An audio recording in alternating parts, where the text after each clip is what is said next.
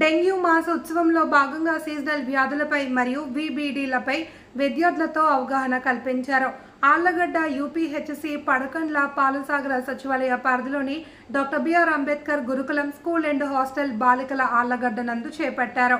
ఎస్యూఓ why శివాచంద్రారెడ్డితో పాటుగా స్థానిక medical officer doctor B Geethika, Y Bagamma, MPHS అధ్యాపక బృందం, hostel ANM Vijaya Deepthika, B Chandrasekhara Prasad, MPHS సచివాలయం, ఏఎన్ఎంఎస్ ఆశా కార్యకర్తలు తదితరులు పాల్గొన్నారు.